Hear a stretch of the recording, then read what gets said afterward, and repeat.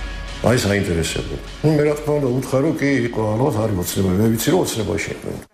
ალიევის ჩვენებით იგეგმებოდა თამაზ თამაზაშვილის საკნიდან მობილური ტელეფონის ამოღება. 400 ლარიანი ქრთამის მიცემის სანაცვლოდ ტელეფონის საკანში შეგზავნა კი თამაზაშვილის შვილს, ლექსო თამაზაშვილს უნდა დაბრალებოდა, რომელსაც ქრთამის მიცემაზე დააკავებდნენ. ოჯახის წევრებზე წნეხის გაძლიერების მიზანი კი ივანიშვილის კოალიციიდან ღარიბაშვილის გამოსვლა იყო. ჩემზე მითხრა ქალბატონო გალმახელიძე მინისტრი, რომ ჩვენ მინდათ ირაკლი ყარიბაშვილი, ბატონო ირაკლი ყარიბაშვილი, რომ კოალიციიდან გამოვიდეს იქ. ციხის სკანდალური კადრების გავრცელების შემდეგ კი დაიგეგმა დანაშაულის თამაზაშვილისთვის დაბრალება. ამ გეგმის შესრულებაშიც დახმარება ალიევისგან ითხოვეს. აი ახლა შენ თუ გინდაო ხვალარ ზეგ, ან ხვალან ზეგ სახში რო იყო შეცხალებითო. უნდა გამოხვიდი, უნდა უთხრა რომ მე ვიციოდი ბატონ თამაზი $20,000 რომ მიცა გარედანო. ამ ამბავი ბატონ თამაზამ გააკეთეო. საბოლოოდ მაშინდელი ხელისუფლების გეგმა ჩავარდა. ციხის სკანდალური კადრების გავრცელებას საზოგადოების ფართომასშტაბიანი პროტესტი მოჰყვა. კალმახელიძე იძულებული გახდა გადამდგარიყო. გავიდა 5 თვე და ჩემი ოჯახის წევრის საქმე არ არის დასრულებული, არ არის გამოძიებული. არ არის გარკვეული თუ რატომ დააკავეს, რატომ ამყოფეს ციხეში. აბსოლუტური უსაფუძვლო, აბსურდული ბრალდებით. რატომ მიმდინარეობდა ის აღურასნილი, ასე ვთქვათ, ძალიან აგრესიული კამპანია მის წინააღმდეგ და ზოგადად ჩემი ოჯახის წინააღმდეგ. ჩემი მიზანი იყო და ჩვენი გუნდის მიზანი არის, რომ თითოეულ მოქალაქის უფლებების აღდგენით დავიწყოთ სამართლიანობის აღდგენა. უახლოეს პერიოდში პროკურატურაში კალმახელიძეს დაიბარებენ. აქამდე კალმახელიძის დაკითხვა ვერ მოხერხდა, ვინაიდან ყოფილი მინისტრი ქვეყანაში არ იმყოფებოდა. საგამოძიებო ნაწილის უფროსის განცხადებით დგინდება, რომ კალმახელიძის დავალებით დაიგეგმა თამაზაშვილის მოწამვლა. სისხლის სამართლის საქმის მასალებით დგინდება, რომ 2012 აგვისტოში საჯავახოს მინისტრი ხათუნა კალმახელიძე და ციხის ადმინისტრაცია გეგმავდა qalbi და ფალსიფიცირებული მტკიცებულებებით თამაზაშვილის შვილის სისხლის სამართლის პასუხისმგებაში მიცემას. რაც მიზნად ისახავდა ირაკლი ღარიბაშვილის პოლიტიკური პროცესიდან ჩამოშორებას. ასევე დგინდება, რომ 2012 წლის სექტემბერში მინისტრმა ხათუნა კალმახელიძემ და იგივე პირებმა დაგეგმეს თამაზაშვილის მოწამვლა. რაც უნდა განხორციელებული იყო თამაზაშვილის თანამესაგნის გვარ ალიევის მეშვეობით.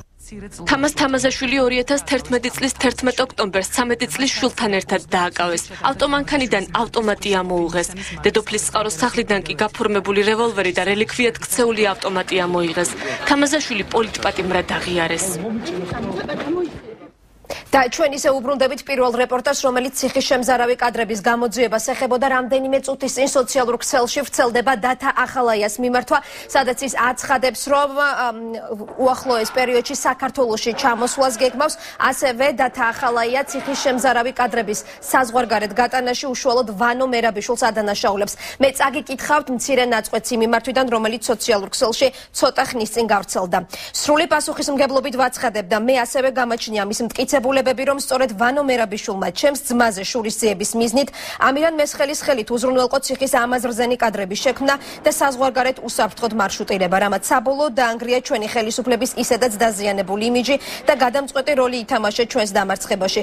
სრული პასუხისმგებლობით ვამბობ, რომ ვანო მერაბიშვილმა დაგეგმა და შალვა ჯანაშვილის ხელით განახორციელა იაღლუჯაზე ჩვენი ჯარისკაცების მიმართ განხორციელებული ძალადობა და არა ადამიანური მოპყრობა, რისთვისაც ახლა ჩემს ძმას ასამართლებენ.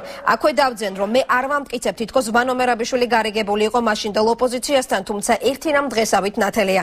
საკუთარ ყოვლის შემძლეობაში ბრიყულად დარწმუნებულმა მერაბიშვილმა ივარაუდა, რომ მხოლოდ ახალაიები დაზარალდებოდნენ მისი დანაშაულებრივი ავანტიურის წყალობით და თვითონ კვლავ ხელისუფლების ოლიმპზე დარჩებოდა, რადგან არჩევნებში გამარჯვება გარანტირებული ეგონა. არასოდეს გავქცევი ვარ პასუხისმგებლობას არც მაშინ, როდესაც ორგანიზებულ კრიმინალსა და კორუფციას ვებრძოდი, არც რუსეთ-საქართველოს ომის დროს და არც ახლა ვაპირებ ემიგრაციაში თავის შეფარებას. მყარად მაქვს გადაწყვეტილი უახლოეს მომავალში ჩემს მეგობრებთან ერთად დაუბრუნდე საქართველოში და ყველა შეკითხვას გავცე პასუხი. მე კიდევ ერთხელ შეგახსენეთ, რომ ეს იყო ნაწყვეტი დათა ახალაიას მიმართვიდან, რომელიც რამდენიმე წუთის წინ სოციალური ქსელით გავრცელდა. დათა ახალაია პატიმართა შემზარავი კადრების საქართველოდან გატანაში ვანო მერაბიშვილს ადანაშაულებს და ამბობს, რომ უახლოეს პერიოდში საქართველოში დაბრუნდება.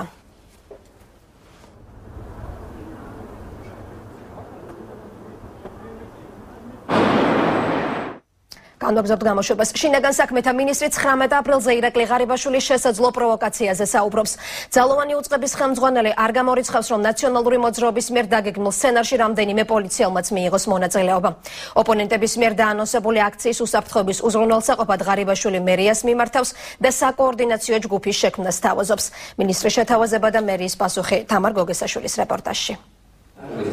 შინაგან საქმეთა მინისტრი 19 აპრილს მოსალოდნელ პროვოკაციაზე საუბრობს. ირაკლი ღარიბაშვილი არ გამორიცხავს, რომ აქციაზე პროვოკაციის უშუალო მონაწილეების სამართალ დამცავები აღმოჩნდნენ.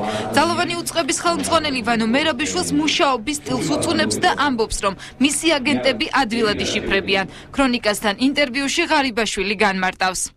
როგორც მითხრეს 19 აპრილს აპირებენ, რომ რამდენიმე მოქმედი პოლიციელი მიიყვანონ მერაბიშვილის მასკარადზე. მე მათი სახელი და გვარები ვიცი.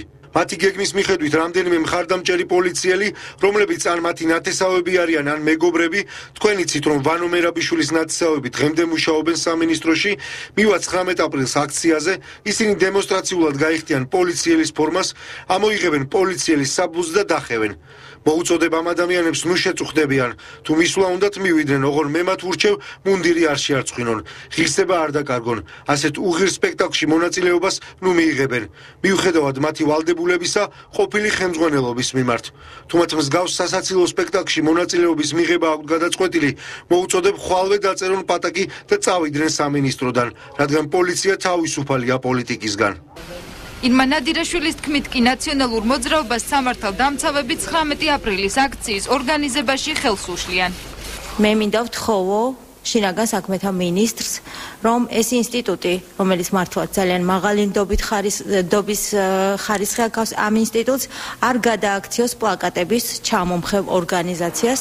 უმცირესობის წევრს საპატრულო პოლიციის უფროსის მოადგილე პასუხობს. ლევან მაჭავარიანი ნაციონალური მოძრაობის აქტივისტების მხრიდან ადმინისტრაციულ სამართალ დარღვევაზე საუბრობს. ამის მიუხედავად სამინისტრო მომხდარი შესწავლას გეგმავს. მაჭავარიანი განმარტებებს მინისტრის მკაცრი გაფრთხილების შესახებაც აკეთებს. ამ სამართალდარღვევის აღმოფხვის მიზნით საპატრულო პოლიციის ეკიპაჟმა ამ შემთხვევაში გამოიჩინა ზედმეტი ინიციატივა და თვითნებურად მოხსნა ეს წარწერები. აღნიშნული შემთხვევა შესაბამისი სამსახურის მიერ იქნება შესწავლილი. არსებობს შინაგან საქმეთა მინისტრის კატეგორიული გაფრთხილება, რათა ხელი არ შეეშალოს 19 აპრილის აქციის მზადებას. საპარლამენტო უმცირესობის ლიდერი იმედოვნებს, რომ აქცია ექსესების გარეშე ჩატარდება. სამთავრობო გუნდი კი პროვოკაციებს სწორედ ნაციონალური მოძრაობიდან ელოდება. ჩვენ ერთად შევძლებთ იმას, რომ ეს აქცია, რომელიც არის აბსოლუტურად მშვიდობიანი, წარიმართოს ყოველგვარი შეფერხების გარეშე. მე აქვე საჯაროდ ვადასტურებ მზადყოფნას ვითანამშრომლოთ შინაგან საქმეთა სამინისტროსთან ამ თვალსაზრისით. არ არის გამორიცხული, რომ სწორედ ეს პროვოკაცია აწყობდეს ნაცმოძრაობას და რა თქმა უნდა, ეს ნამდვილად არ შედის ჩვენს ინტერესებში. ამიტომ შინაგან საქმეთა სამინისტრო მაქსიმალურად იქნება დარწმუნებული ვარ, მობილიზებული იმისთვის, რომ დაცული იყოს იმ ხალხის გამოხატვის თავისუფლება, ვინც აპირებს იქ მისვლას. ექსპერტი ხათუნა ლაგაზიძე ამბობს, რომ პროვოკაცია ნაციონალურ მოძრაობას დასავლეთის ყურადღების მისაქცევად სჭირდება, რათა მთავრობამ მათი კრიტიკა დაიმსახუროს. ნაციონალურ მოძრაობას დღეს აღესაწყოთ ჭირდება ახალი საბაბი იმისათვის, რომ კლავ გააქტიუროს დასავლეთში დღევანდელი ხელისუფლების მოწინააღმდეგეთა პოზიციები. ამ ლოგიკიდან თუ ამოვალთ ნაციონალურმა მოძრაობამ შეიძლება მართლაც გამოიყენოს 19 აპრილი პროვოკაციისთვის. შინაგან საქმეთა სამინისტრო მანიფესტაციის უსაფრთხოების უზრუნველსაყოფად ქალაქის მერია საკოორდინაციო ჯგუფის შექმნას შესთავაზა. თბილისის მთავრობა კი მზად არის შეკრების უსაფრთხოების მიზნით სამინისტროსთან ითანამშრომლოს. დღესვე ცნობილი ხდება ახალი კვლევის შედეგები. ამერიკის ეროვნულ დემოკრატიული ინსტიტუტის საზოგადოების განწყობის ამსახველ მონაცემებს აქვეყნებს. გამოკითხვა მარტშია ჩატარებული. ეროვნული საკითხების საკონსტიტუციო ცვლილებები, მასშტაბური ამნისტია, მიმდინარე რეფორმების, საგარეო ურთიერთობები, მედია. კვლევა რამდენიმე მიმართულებას მოიცავს. გამოკითხვის დროს მოსახლეობას პრეზიდენტის არჩევნების ფორმაზეც კითხეს. თაია მახარაშვილი გაგაცნობთ NDI-ის ბოლო მონაცემებს. NDI-ის კვლევის ავტორები მიიჩნევენ, რომ წინა კვლევებთან შედარებით არსებითი ცვლილებები არ შეიმჩნევა, თუმცა რამდენიმე ტენდენცია გამოიკვეთა. მოსახლეობის 58% თვლის, რომ ქვეყანა სწორი მიმართულებით ვითარდება. გამოკითხულთა დიდი ნაწილი ცვლილებას კომუნალური მომსახურების ღირებულებაში, პატიმრების მდგომარეობაში, რუსეთთან ურთიერთობასა და სამედიცინო მომსახურების ხელმისაწვდომობაში ხედავს. უმრავლესობა კი მიიჩნევს, რომ ქვეყანაში ოქტომბრის საპარლამენტო არჩევნების შემდეგ არაფერი შეცვლილა. ეროვნულ საკითხებთან მიმართებაში ცვლილებები არ შეიმჩნევა. სამი ყველაზე მნიშვნელოვანი საკითხი არის სამუშაო ადგილები, ტერიტორიული მთლიანობა და ხელმისაწვდომი სამედიცინო მომსახურება. ცვლილება შეიმჩნევა ადგილობრივ საკითხებში. მართალია პირველ ორ ადგილს ინაწილებენ, მაგრამ მნიშვნელობის მაჩვენებელმა იკლო კომუნალური მომსახურების და ელექტროენერგიის გადასახადზე ნაგვის გადასახადის მიბმის საკითხმა.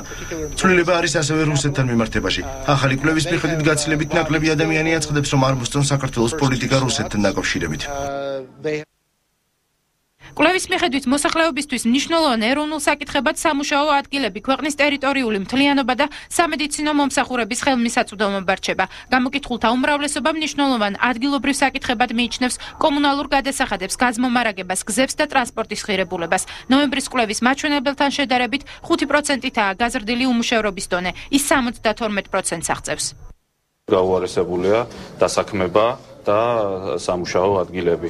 სწორედ ამიტომ ჩვენ მოუწოდებდით და მოუწოდებთ მთავრობას დაანებოს თავი წარსულთან ბრძოლას, დაანებოს თავი ჩვენი აშენებული შენობების ნგრევას და ერთად მივხედოთ ეკონომიკას. მოსაზრებას იმის შესახებ, რომ ხელისუფლება მნიშვნელოვან ცვლილებებს ახორციელებს 71% ეთანხმება. ეს მონაცემები წინა გამოკითხვებთან შედარებით გაზრდილია. 39% არ ეთანხმება მოსაზრებას, რომ ხელისუფლებაში ყოფნის შემთხვევაში საპარლამენტო ოპოზიცია მნიშვნელოვან ცვლილებებს განახორციელებდა.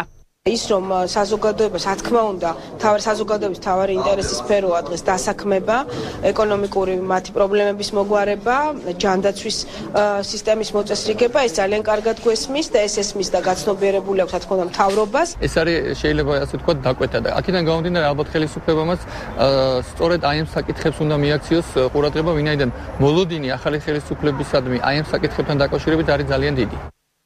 გამოკითხულთა უმრავლესობა ელოდება და მნიშვნელოვნად მიიჩნევს ჯანდაცვის, სოფლის მეურნეობის, საპენსიო და განათლების რეფორმებს. კვლევის მონაწილეების დიდი ნაწილი ეთანხმება განხორციელებულ საკონსტიტუციო ცვლილებებს. 88% კი მიიჩნევს, რომ პრეზიდენტი პირდაპირ გზით უნდა იქნას არჩეული. 49%-ისთვის მისაღები აღმოჩნდა საყოველთაო ამნისტია. საკითხის მხარდამჭერები მიიჩნევენ, რომ სამართლიანობა აღსდგა. მოწინააღმდეგეები კი დანაშაულის ზრდას ვარაუდობენ. ზოგადად შეიძლება თქვათ, რომ მოლოდინი არის ძალიან დიდი, განსაკუთრებით მოლოდინი არის სოციალურ-ეკონომიკურ სფეროში ძირეული ტრანსფორმაციის, ასევე უმუშევრობასთან, ბრძოლასთან დაკავშირების აი ამ პრობლემების გადაწყვეტა. რაიმე საფრთხეები, რაზეც საუბრობდა მანამდე ნაცმოძრაობა, რომ თითქოს ჩვენ რაღაცა საფრთხეებს ვუქმნით პრეზიდენტის ინსტიტუტს ან მის არჩევანს, ეს ნამდვილად საფუძველს მოკლებულია და ჩვენი ნებისმიერი, ასე ვთქვათ, გადაწყვეტილება ამ მიმართულებით სწორედ იქნება გამომდინარე საზოგადოების უმეტესი ნაწილის სურვილით. რუსეთს როგორც საფრთხეს გაზვიადებულად მიიჩნევს, ან საფრთხეთ არ თulis 65%. 84%-ისთვის მისაღებია რუსულ ბაზარზე დასაბრუნებლად დაწყებული მოლაპარაკებები. გამოკითხულთა უმრავლესობა პარალელურად მხარს უჭერს ნატოსა და ევროკავშირთან ურთიერთობების გამყარებას და ინტეგრაციის გაცხადებულ მიზანს. და შეეხება საგარეო პოლიტიკას, ცოტა არ იყოს საზოგადოება მოითხოვს თითქმის შეუძლებელს. ანუ ერთი და იმავე დროს მოითხოვს, რომ კონდეს საუკეთესო ურთიერთობები რუსეთთან და ამავე დროს კონდეს ესე იგი საუკეთესო ურთიერთობები თქვა დასავლეთთან და არ გადაუხვიოთ დასავლეთთან ინტეგრაციის გზას. რაც პრინციპში გამომდინარე დღევანდელი პოლიტიკური რეალობიდან თითქმის შეუძლებელია. საქართველოს მოსახლეობის სულ უფრო მეტი ნაწილი აღარ აღიქვამს რუსეთს საფრთხედ. რაც მე ვიქნები ძალიან მკვეთრი ამ შემთხვევაში ჩვენი საზოგადოების ერთი ნაწილი სიბეცის დადასტურება უფროა, იმიტომ რომ განვლილმა უცმა წევრმა როგორ შეიძლება გადახაზოს ის რასაც საქართველოსა და რუსეთის ურთიერთობების 200 წლიანი თუ მეტი ისტორია ქვია. კვლევისთვის პირისპირ ინტერვიუს მეთოდით 3103 პირი გამოიკითხა. საველე სამუშაოები საქართველოს მასშტაბით 13-დან 27 მარტამდე ჩატარდა. NDA-ის კვლევა მედიასაც შეეხო. კვლევის მიხედვით ინფორმაციის პირველ წყაროდ კვლავ ტელევიზია რჩება. საქართველოს მასშტაბით ყურებადობის თვალსაზრისით ტელეკომპანია იმედი ლიდერობს 87%-ით, ხოლო შემდეგ მოდის რუსთავი-2, საზოგადოებრივი მაუწყებელი, მეცხრე არხი და მაესტრო. მომდევნო ადგილებს ინაწილებენ სხვა ტელეარხები. კვლევის მიხედვით ყველაზე ნეიტრალური იმედია, მაშინ, როდესაც საზოგადოებრივი მაუწყებელი და რუსთავი-2 ნაციონალური მოძრაობის ინტერესების გამტარებლად მიიჩნევა, ხოლო მაესტრო და მეცხრე არხი ქართული ოცნების სანდოობის მიხედვით მეორე ადგილზე გავიდა ტელეკომპანია მეცხრე არხი, პირველ ადგილზე კი კვლავ იმედია. კვლევის შედეგები დღეს იმედის, მეცხრე არხის და მაესტროს ხელმძღვანელებმა შეაფასეს. 22%-მა გამოკითხულთა გამოთქვა თავისი აზრი მეცხრე არხის სასარგებლოდ, რომ ის ენდობა მეცხრე არხს. ხოჭერს მე ეს არ გამიკვირდა, იმიტომ რომ ინფო9-ზე ჩატარდა გამოკითხვა, ეს არის საიტი, რომელსაც მე ძალიან ვენდობი და ზუსტად ვიცი, რომ იქ ერთი IP არის ერთი ხმა და იქაც მეორე ადგილზე იყო ნდობის მიხედვით მეცხრე არხი. ჩემთვის პირადად ყველაზე მნიშვნელოვანი შედეგი ის იყო, რომ გამოკითხულთა 45% მიიჩნევს, რომ ჩვენ არც ერთ პოლიტიკურ ზალას არ ვეკუთვნით და ვართ ობიექტურები და ეს მე მგონი ყველაზე დიდი შეფასებაა მაყურებლის მხრიდან. მე ამ ორგანიზაციის კვლევებს დიდი ხანია ვადევნებ თვალყურს და ეს ორგანიზაცია არჩევნებამდე რამოდენიმე ძალიან ახლო მდებარე პერიოდში უკადიდა იმას რა ქვია თითქმის 70%-ს ნაციონალურ მოძრაობას. ორშაბათს NDI პოლიტიკური პარტიების კვლევის შედეგებს გამოაქვეყნებს. გმადლობთ თაია ინდიის ახალი მონაცემები თაია მახარაშულმა გაგვაცნომ დავა მომჩივანის სასარგებლოდ გიორგი ბარათაშვილის საზოგადოებრივი მაუწყებლის გენერალური დირექტორის პოსტზე დააბრუნეს, თუმცა არხის ხელმძღვანელი თანამდებობრივი მოვალეობის შესრულებას ამ დრომდე ვერ ახერხებს. მიზეზი სამეურვეო საბჭოს უკმაყოფილება, ბორდი მოსამართლის დღევანდელი გადაწყვეტილების გასაჩივრებას აპირებს. არხზე სიტუაცია თებერვლის ბოლოს საინფორმაციო სამსახურის უფროსის მოხსნის შემდეგ დაიძაბა. ორ დღეში ბარათაშვილმა თანამდებობა თავადაც დაკარგა. Posačený Georgi Baratašvili sačeli დაკმაყოფილდეს საზოგადოებრივი მაუწყებლის ყოფილი გენერალური დირექტორი თანამდებობაზე აღდგენილია. გადაწყვეტილების გამოცხადება საზოგადოებრივი მაუწყებლის თანამშრომლების ნაწილიც ესწრებოდა. გიორგი ბარათაშვილი აღდგენილი იქნა საზოგადოებრივი მაუწყებლის გენერალური დირექტორის თანამდებობაზე გათავისუფლებამდე არსებული პირობებით და მოპასუხეს მოსარჩელის სასარგებლოდ დაეკისრა იძულებითი განაცდურის ყოველთვიურად 5500 ლარის ოდენობით ანაზღაურება. სასამართლო დარბაზიდან უკვე თანამდებობაზე აღდგენილი ხელმძღვანელი ტელევიზიის შენობაში თანამშრომლებს შეხვდა და მათ სამომავლო გეგმებზე ესაუბრა. ყველა ეს რეფორმა, რომელიც ჩვენ დავიწყეთ, აუცილებლად გაგრძელდება და მე იმედია, რომ მაუწყებელი დაიბრუნოს თავის სახეს. გადაწყვეტილებას სამეურვეო საბჭოსაც გამოუცხადა სწორედ უნდობლობა, იმიტომ რომ ამ ადამიანებს, ჩემს კოლეგებს, ყველა ჩვენს თანამშრომლებს იმის იმედი ჰქონდა, რომ გიორგი ბარათაშვილთან ერთად დაიწყება სერიოზული რეფორმირება არხის. ჩვენ იმედი გვაქვს, რომ გიორგის დაბრუნებით დაიწყება ნორმალური პროცესები ტელევიზიაში, დასახულია ძალიან მნიშვნელოვანი გეგმები და ალბათ სულ მალე მაყურებელი ამ გეგმებს რეალურად ეთერში იხილავს. სასამართლოს გადაწყვეტილებას არ ეთანხმება სამეურვეო საბჭოს თავმჯდომარე ლევან გახელაძე. ჩვენი აზრით ეს არ იყო ადმინისტრაციულ საქმეთა სასამართლოს დისკრეცია, ამის დამამტკიცებელი საბუთები ჩვენმა მხარემ წარმოადგინა. ნახოთ, აუცილებლად გასაჩივრდება შესაბამისად ეს ყველაფერი და დაველოდოთ შემდეგი ინსტანციების გადაწყვეტილებას. გენერალური დირექტორის თანამდებობიდან ვადამდე გათავისუფლებას სამეურვეო საბჭოს მხოლოდ 9 წევრმა მისცახმა, რითაც დაირღვა მაუწყებლის შესახებ კანონი. ბარათაშვილის თანამდებობიდან გათავისუფლებას წინ უძღოდა ბარათაშვილსა და საინფორმაციო სამსახურის უფროს ხათუნა ბერძენიშვილს შორის დაპირისპირება. ძალიან გამიხარდება კეთილი დასასრული ამ ამბის, თუმცა ესე იგი ჩვენამდე არ მოსულა ჯერ გადაწყვეტილება. პირადად მე ნაკლებად მონაწილეობ ამაში, იმიტომ რომ მე მისი გადაყენებისთვის ხმა არ მიმიცია. მედია ექსპერტ იანთაძეს კი მიაჩნია, რომ მთავარი საზოგადოებრივ მაუწყებელში მიმდინარე პროცესების დეპოლიტიზაციაა. სამწუხაროდ არ შეიძლება არც იმ შემთხვევაში თუ ბატონი ბარათაშვილი დაბრუნდება და არც იმ შემთხვევაში თუ ბატონი ბარათაშვილი არ დაბრუნდება. უნდა შეიცვალოს საზოგადოებრივ მაუწყებელში საბჭოს დაკომპლექტების წესი. ამჟამად გენერალური დირექტორის მოვალეობას გიორგი ბაქრაძე ასრულებს. შეჩერდა გენერალური დირექტორის თანამდებობის დასაკავებლად გამოცხადებული მიმდინარე ღია კონკურსიც. მოსამართლემ გადაწყვეტილების გასაჩივრებისთვის 14 დღიანი ვადა დააწესა. ჯეჯირობით გაურკვეველია, რამდენხანს გაგრძელდება მხარეებს შორის დავა სასამართლოში. კომუნიკაციების მარეგულირებელი კომისიის თავმჯდომარის პოსტი კი შესაძლოა ვაკანტური გახდეს. მოქმედი ხელმძღვანელი გადადგომას ითხოვს. შვებულებაში 5 თვის წინ კაცული ირაკლი ჩიქოვანი თანამშრომლებს საკუთარი გადაწყვეტილების შესახებ განცხადებით ატყობინებს. თუმცა წერილის მიხედვით ჩიქოვანი კომისიის წევრობაზე უარის თქმას სავარაუდოდ არ აპირებს. განცხადება, რომლის ავტორის ადგილსამყოფელი არჩევნების შემდეგ ამ დრომდე უცნობი რჩება, პრეზიდენტმა უნდა დააკმაყოფილოს. განცხადება, რომელშიც კომუნიკაციების მარეგულირებელი კომისიის თავმჯდომარე ირაკლი ჩიქოვანი თანამდებობიდან გათავისუფლებას ითხოვს, კომისიაში პარასკევს შევიდა. კომუნიკაციების მარეგულირებელ კომისიაში ირაკლი ჩიქოვანის ხელმოწერით კიდევ ერთი განცხადება შევიდა, სადაც ის კომისიის წევრს კარლო კვიტაიშვილს თხოვს გათავისუფლების შესახებ განცხადება საქართველოს პრეზიდენტს გადაუგზავნოს. პარასკევს შემოვიდა ორი განცხადება ბატონ ირაკლი ჩიქოვანის ხელმოწერით. ერთით ის მიმართავს საქართველოს პრეზიდენტს და ითხოვს თავმჯდომარის მოვალეობიდან გათავისუფლებას, ხოლო მეორე განცხადებით ის მიმართავს კომისიის წევრს ბატონ კარლო კვიტაიშვილს და თხოვს აღნიშნული განცხადების საქართველოს პრეზიდენტის ადმინისტრაციაში გადაგზავნა. ირაკლი ჩიქოვანი კომუნიკაციების მარეგულირებელ კომისიაში 5 თვე არ გამოცხადებულა. 3 თვიანი კუთვნილი შვებულების შემდეგ ჩიქოვანმა 2 თვიანი არასაპატიო შვებულებით ისარგებლა. მაუწყებლის შესახებ საქართველოს კანონში ვკითხულობთ. პარლამენტის სიითი შემადგენლობის არანაკლებ 1/3-ს შეუძლია აღძრას კომისიის წევრის თანამდებობიდან გათავისუფლების პროცედურა. ინტერესთა კონფლიქტის ან კანონით დადგენილი ნორმების დარღვევის შემთხვევაში. ბ. ზედიზედ 2 თვის განმავლობაში არასაპატიო მიზეზით კომისიის წევრის უფლებამოსილების შეუსრულებლობის შემთხვევაში. ახალგაზრდა იურისტთა ასოციაციაში აცხადებენ, რომ პარლამენტს კვლავ რჩება ირაკლი ჩიქოვანის იმპიჩმენტის დაყენების უფლება. ირაკლი ჩიქოვანს ეს 2 თვის ვადა, როდესაც ისეთ 2 თვის განმავლობაში არ ასრულებდა თავის უფლებამოსილებას, გაუვიდა დღეს 15 აპრილს. შესაბამისად, პარლამენტს შეუძლია დააყენოს მისი გადაყენების საკითხი.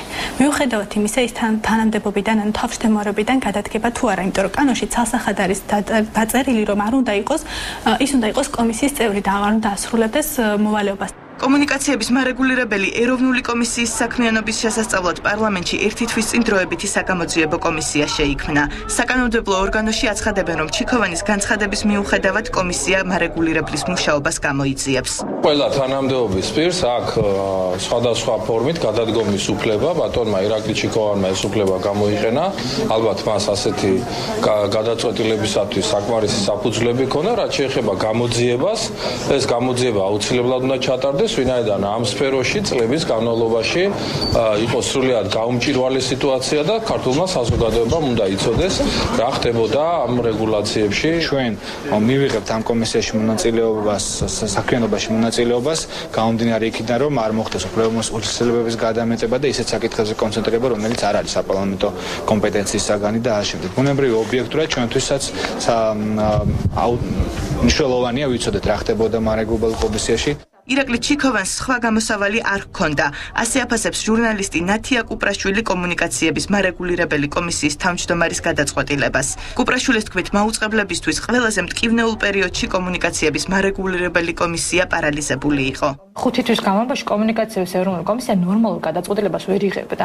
ახალი წესების მოფიქრება მოუწია ხალხს, რომ განესაზღვრათ ვის წერილები როგორ გადაენაწილებინა თქვა კომისიაში. ახალი წესების მოფიქრება მაგალითად ჩვენ რომ გვინდოდა მიგვემართა კომისიისთვის, ჯერ დიდი ხანი იმას ვარკვევდით, ვის სახელზე უნდა დაგვეწერა განცხადება. მიუხედავად თანამდებობის დატოვების შესახებ განცხადებისა, ირაკლი ჩიქოვანი კომისიის წევრად რჩება.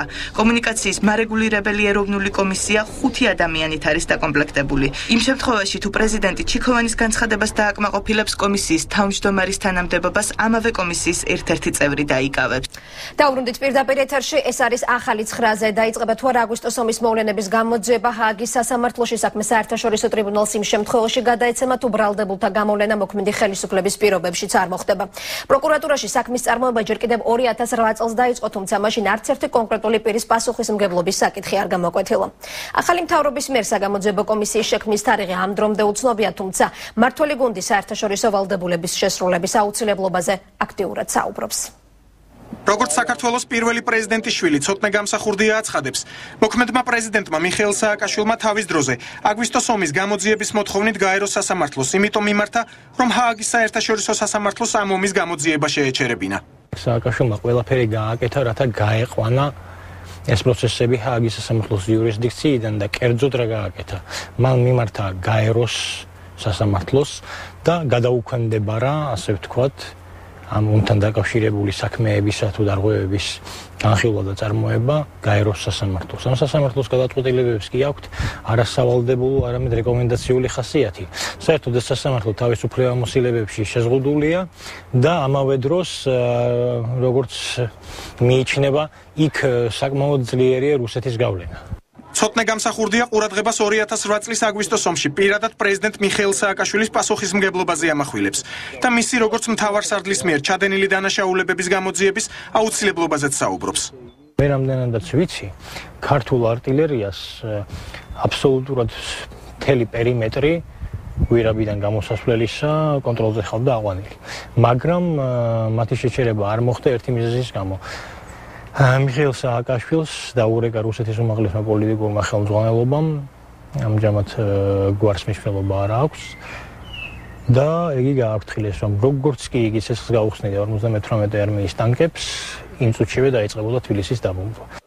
2008 წლის ომში ყოფილი ხელისუფლების წარმომადგენელთა ქმედებების გამოძიების დაწყების საკითხზე განცხადება დღეს როგორც აღმასრულებელი, ასევე საკანონმდებლო ხელისუფლების წარმომადგენლებმა გააკეთეს. საპარლამენტო უმრავლესობა გამოძიების აუცილებლობაზე საუბრობს.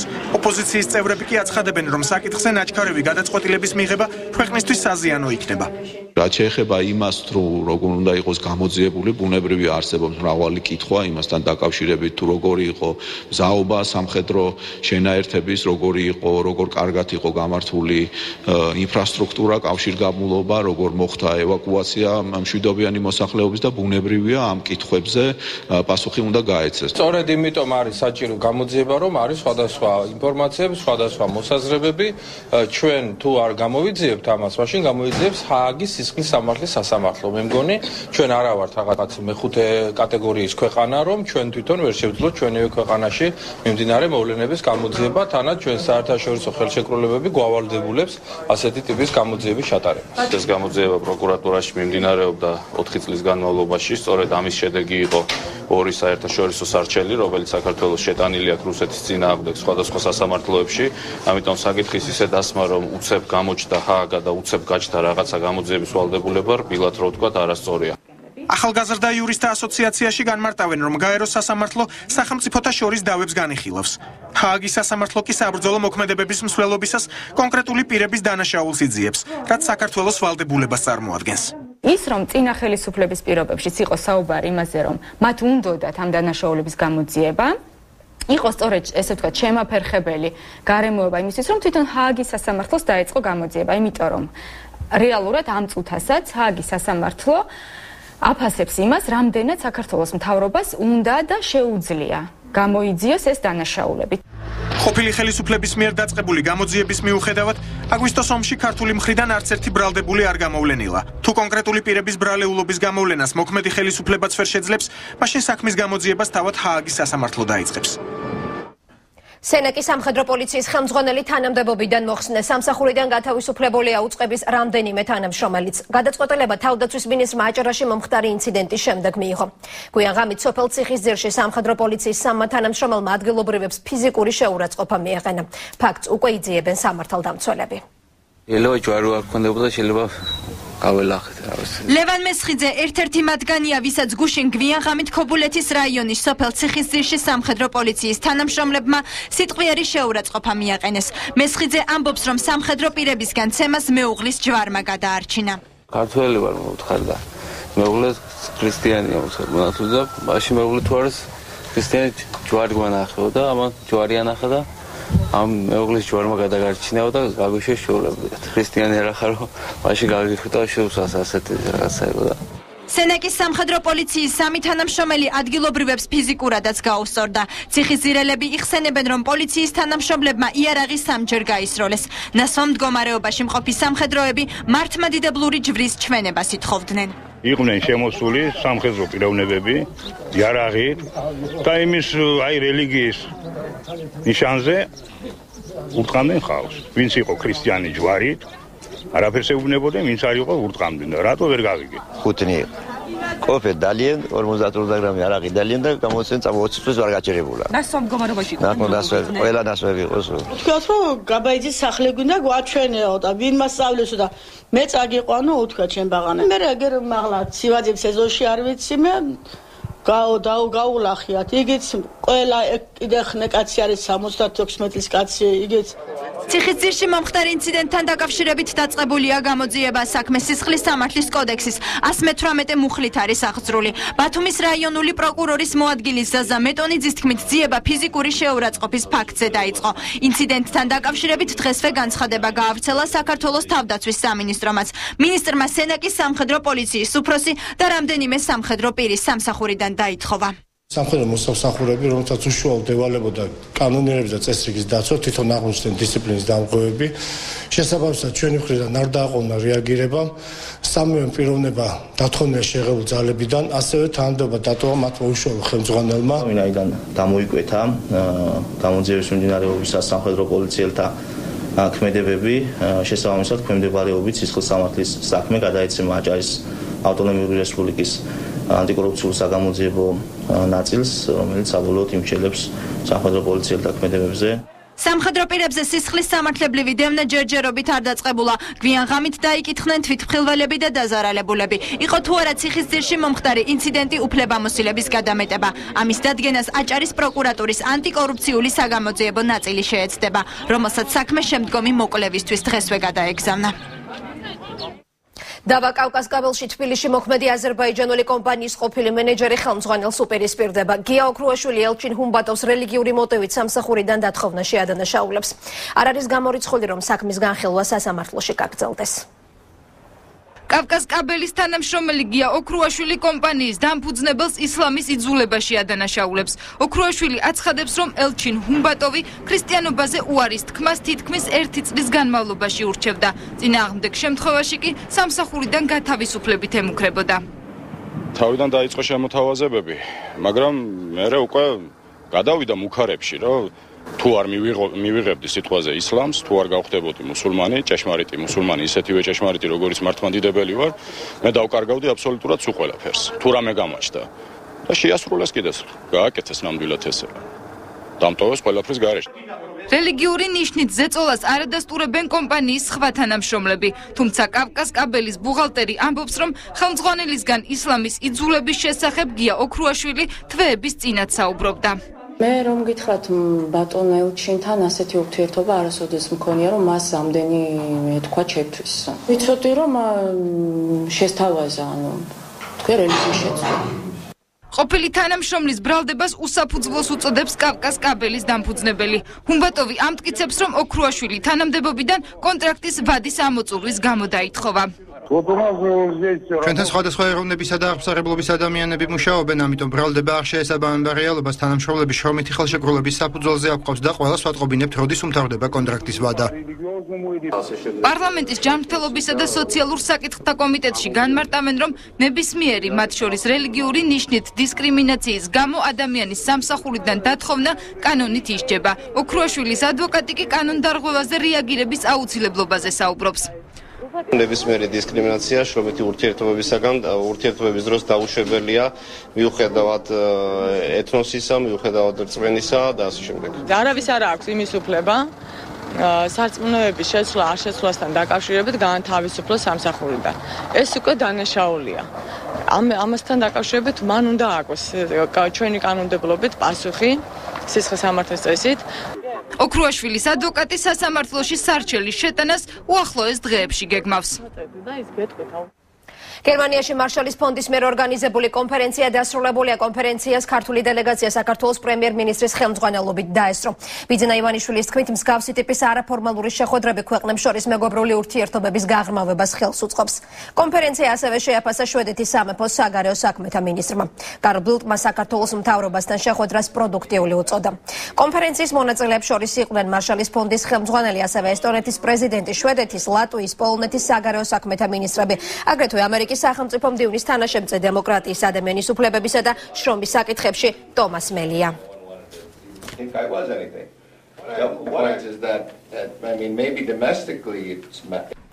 რადიო თავისუფლების ქართული ბიუროს 60 წლის სამუშაობა 24 საათიან რეჟიმში ყოველწუთიერი კომუნიკაცია პრაღასთან, მოვლენების ოპერატიულად და ობიექტურად გაშუქება თანამშრომლებისთვის მე-60 საიუბილეო წელი მაინც გასხოვებული აღმოჩნდა. დღეს თავისუფლების დღიურების მე-7 გამოცემის პრეზენტაცია შედგა. საღამოს ჩემპიონთა ლიგა მილანს მოგება სჭირდება და დაცდილი მაქვს კარგ გარემოში როცა უყურებ და გულშემატკივრებს საყვარელ გუნდს შედეგით შესაბამისი მოაქვს. თავისუფლების დღიურებს 52 მონაწილე პირადი ემოციებისა და ცხოვრების ყოველდღიურობით ავსებს, რომელიც წლის ბოლოს 365 დღის მონათხრობით იკინძება და წიგნად გამოიცემა. როგორც იდეის ავტორი რადიო თავისუფლების თბილისის სამსახურის ხელმძღვანელი მარინა ვაშაყმაძე ამბობს, დღიურებს თავიანთ საქმეში წარმატებული ადამიანები ავსებენ. ჩვენი ავტორები არიან საზოგადოებისთვის ნაკლებად ცნობილი ადამიანებიც, მაგრამ გამორჩეულები თავიანთი პროფესიით, მაგალითად, თავიანთ საქმეში გამორჩეულები. დღიურების ავტორები იმერტკვირას იხსენებენ, როდესაც რადიო თავისუფლებისაგან დავალება მიიღეს 7 დღეში მოეთხროთ თავიანთი ყოველდღიურობა. ავტორები ამბობენ, რომ ზღვარი პირად ცხოვრებასა და ქვეყანაში მიმდინარე მოვლენებს შორის წერის დროს ხშირად არ იმიჯნება. ერთგვარად ადამიანების მატიანეც არის და ქვეყანაში მიმდინარე მოვლენების ერთგვარ მატიანია, უფრო სწორედ როგორ აისახება ეს გარემო კონკრეტული ადამიანების ცხოვრებაზე და ამდენად ძალიან საინტერესო არის ხოლმე ყოველთვის მოსმენა და ცოდნა ამისა, რომ ინდივიდუალურად აღვქვათ და განვცდით ამ ყველაფერს, რაც ჩვენს გარშემო ხდება. თავისუფლების დღიურის გამოცემა არის ნამდვილად მოვლენა ქვეყნისთვის, იმიტომ რომ ეს იძლევა შესაძლებლობას, რომ არა მხოლოდ იმ ადამიანმა, ვინც დაწერა ერთი კვირის განმავლობაში დღიური შეაფასოს ის პერიოდი, სიტუაცია, ის განცდები, რომელშიც ის იმყოფებოდა, არამედ შეძლოს სხვა ადამიანების შეხედულებები და მთელი ქვეყნის უმნიშვნელოვანესი მოვლენების შეფასებები გადაფუცლოს და ნახოს რამდენიმე თვის შემდეგ, ან 1 წლის შემდეგ. 21 წელია დღიური არ დამწერია და შეგრძნება დამწეროთ, დავიწყე, გავაგრძელე დღიურების წერა იქიდან, სადაც მე გავჩერდი. ამიტომ ეს იყო ყველაზე ბედნიერი განცდა, ერთ-ერთი ყველაზე ბედნიერი განცდა ჩემს ცხოვრებაში, რომ მივხვდი, რომ ძალიან მომენატრა. ეს 21 წელიც წინა წლებიც და ზოგადად დღიურების წერა. თავისუფლების დღიურების მეშვიდე გამოცემა წელს რადიოს ქართული ბიუროს საიუბილეო თარიღს 60 წლის იუბილეს დაემთხვა.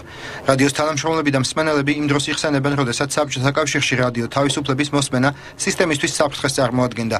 ის ინფორმაციის თავისუფლებასთან ერთად დასალურ ღირებულებებთან ასოცირდებოდა და იკრძალებოდა.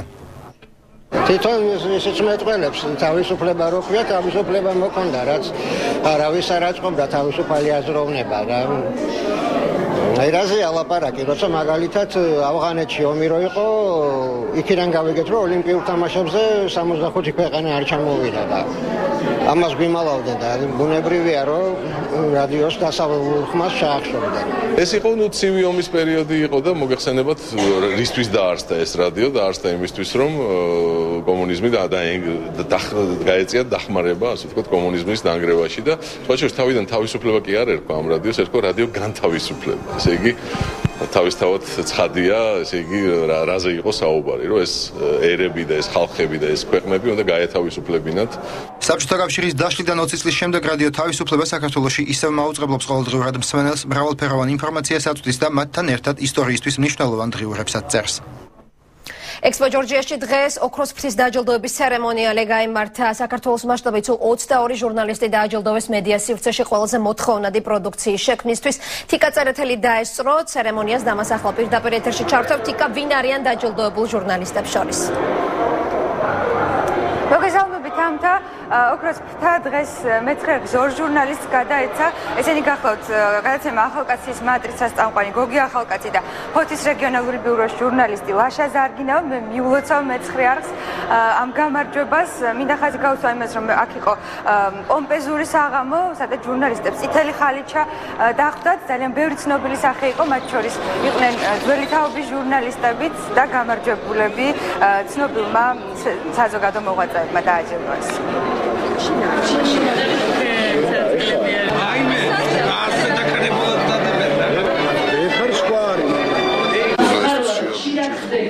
კონკრეტულ ადამიანებთან მიმართებაში ადამიანი ვარ და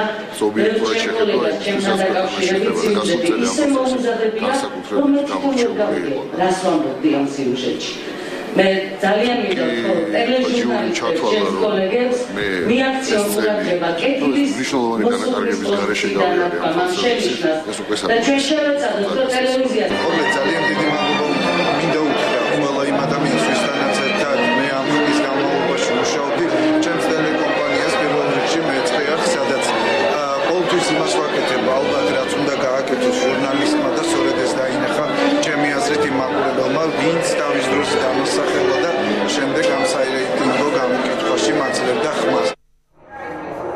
წელს ძირითადი აქცენტი გაკეთებული იყო მაინც რეგიონებში მომუშავე ჟურნალისტებზე. 5 წელისგან შემდგარმა ჟიურიმ, რომლის ხელმძღვანელიც გახლდათ ჟურნალისტი ნუგზარ რუხაძე 22 ადამიანს გადასცა ჯილდო. მე ახლა მოკლედ ჩამოვთვლი ამ ადამიანების სიას.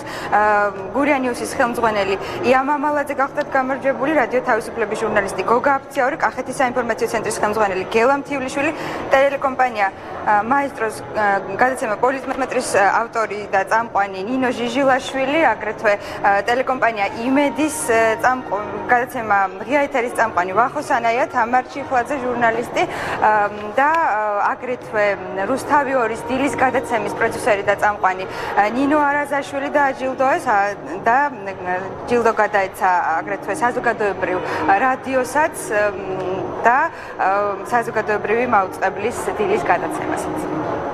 აჯილდოეს როგორც პროდიუსერის და როგორც წამყვანის. 10 წელი მაესტროებთან ერთად, 10 წელი რუსთავიორებთან ერთად. ძალიან დიდი გამოცდილება იმისთვის, რომ იბრძოლო, იმდოდეს და ყველაფერი გადადოს საუკეთესო ხარისხისთვის. ძალიან სასიამოვნოა თვითონ ეს ფაქტი, როდესაც მუშაობ აკეთებს საყვარელ საქმეთა განსაკუთრებით ისეთ რთულ პირობებში, როგორც იყო გასული წელიწადის პერიოდი, არ იყო ნამდვილად ჟურნალისტებისთვის მუშაობა მიკრორეგიონებში და მე ვფიქრობ, რომ ეს დღე და ასეთი ღონისძიებები არის ერთგვარი სტიმული ისათვის, რომ ჟურნალისტებმა იგრძნოს სოლიდარული დამოკიდებულება, იგრძნოს ის, რომ საზოგადოებისათვის რეალურად მნიშვნელოვანი და სასარგებლო საქმეთა გაკეთება მეტი მოტივაცია ჰქონდეთ მათ ამაზე. ამ ჯილდოს აქვს თავისი პრესტიჟი, თავისი სიმაღლე და ცხადია მისწრაფება ამ ჯილდოსამი ჯილდოს მიმართ არის ძალიან დიდი და ძალიან მაღალი. ამიტომ ჟიური ძალიან დაფიქრებულად და დიდი რუღუნებით იმუშავა, რომ არაფერი შეშ დღევანდელი საღამო სიურპრიზებით იყო სავსე. ოქროს ფრთა გადაეცა კახი კავსაძესაც, აგრეთვე შემდეგ კი ზურაბ წერეთლის პრემიით დააჯილდოეს რამდენიმე ადამიანი, ამით დასრულდა რიგით მე-11 ოქროს ფრთის დაჯილდოების ცერემონიალი და როგორც ორგანიზატორებმა გვითხრეს, მომავალ წელს უკვე აქცენტს გააკეთებენ პრესას. გმადლობთ თიკა წერეთელი საუბრობდა დაჯილდოების ცერემონიიდან პირდაპირ ეთერში. მე ვილოცავ ჩემს კოლეგებს მიღებულ ჯილდოს. ახლა კი ეკაბერიძის მთავარი კითხვის ანონსი, ვინ იქნებიან დღეს გადაცემის სტუმრები, ამას ეკა თავად გვეტყვის ეკა საღამომშვიდობის. თამთა საღამომშვიდობისა მივესალმები მაყურებელს. პირველ რიგში მინდა გამოვეხმაურო დათა ახალაიას სახელით Facebook-ში გავრცელებულ განცხადებას. გადაცემის პროდიუსერები ახლა ცდილობენ დაადგინონ გადაცემის ნამდვილობა და ისინი ცდილობენ ასევე დათა ახალაიასთან დაკავშირებას. თუ კი რაიმე შეიცვლება გადაცემის მიმდინარეობისას, მე აუცილებლად გავაგებინებ ამას მაყურებელს, ან თუ მოხერხდება პირადად დათა ახალაიასთან დაკავშირება. რაც შეეხება სტუმრებსა და თემებს, რატომ გახდა საჭირო განცხადების საშუალებით იმის ახსნა, თუ რა ხდება ადგილობრივ თვითმმართველობაში, მთავარ კითხვას ლევან ბერძენიშვილი ქუთაისიდან უპასუხებს. გადაცემის მეორე ნაწილში რა შეკითხვები აქვთ ევროპაში ქვეყნის ახალ ხელისუფლებასთან. პარიზის ინალკოს უნივერსიტეტის პროფესორი შარლ ურჟევიჩი იქნება ჩვენი სტუმარი. გმადლობთ ეკაბერიძემ გაგვაცნო მთავარი კითხვის დღევანდელი ანონსი. ასეთი იყო დღის თემები საღამოს 9 საათისთვის. მე ხვალამდე გემშვიდობები.